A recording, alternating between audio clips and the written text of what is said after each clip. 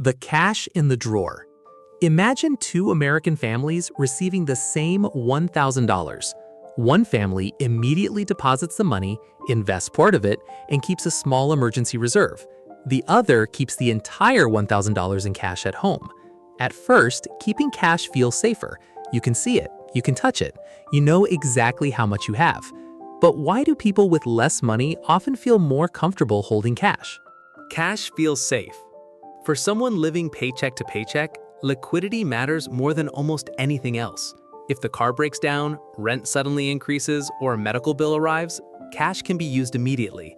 An investment may take time to sell. A bank account may feel less tangible. Cash feels like protection sitting right in your hand. The emergency fund problem.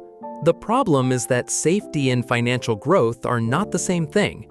If all your money stays in cash for years, inflation slowly reduces what that money can buy.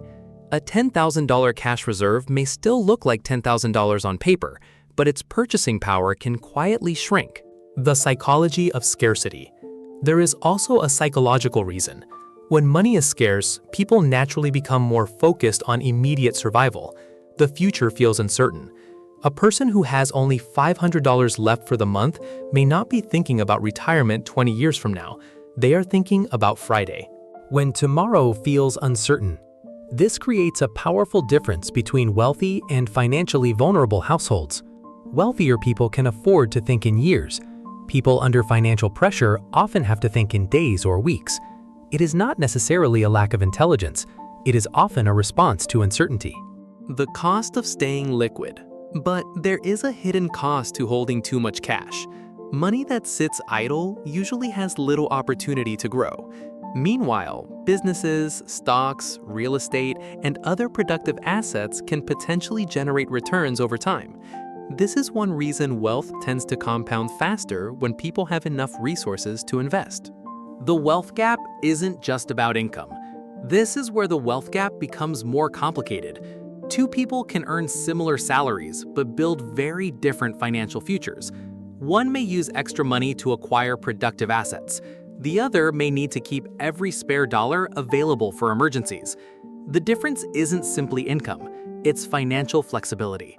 The trap of immediate needs. Imagine earning $3,500 a month and spending almost all of it on housing, transportation, food, insurance, and debt payments.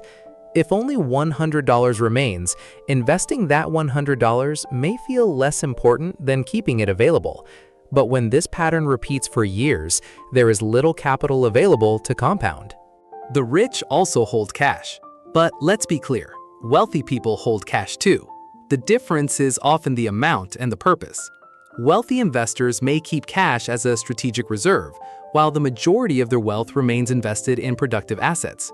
Cash becomes a tool, not the entire strategy. Cash is not the enemy. So the lesson is not never keep cash. Cash is essential. An emergency fund can prevent a temporary problem from becoming a financial disaster. The real question is, how much cash do you actually need for safety? And what should happen to the money beyond that amount? The first step toward wealth for someone starting with very little, the first financial goal may not be investing aggressively. It may be building a small emergency cushion. Even a modest reserve can create breathing room. Once that foundation becomes stronger, investing can become easier and less frightening. From survival to strategy.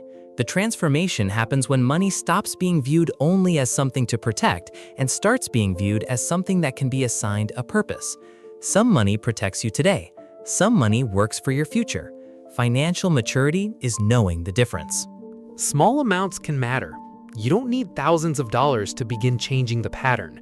The bigger idea is consistency. Saving a little, investing a little, learning a little, and repeating the process can gradually create financial flexibility. Wealth often begins not with a huge amount of money, but with a different relationship with money.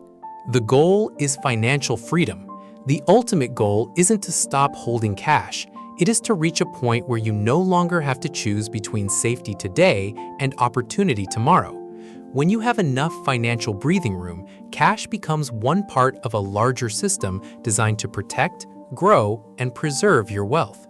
The final lesson. So why do poor people often hold cash? Because when financial security is fragile, cash feels like certainty. And there is nothing irrational about wanting certainty when life feels unpredictable. But the path toward wealth begins when you gradually move from simply protecting every dollar to giving every dollar a purpose. Protect some, invest some, build patiently.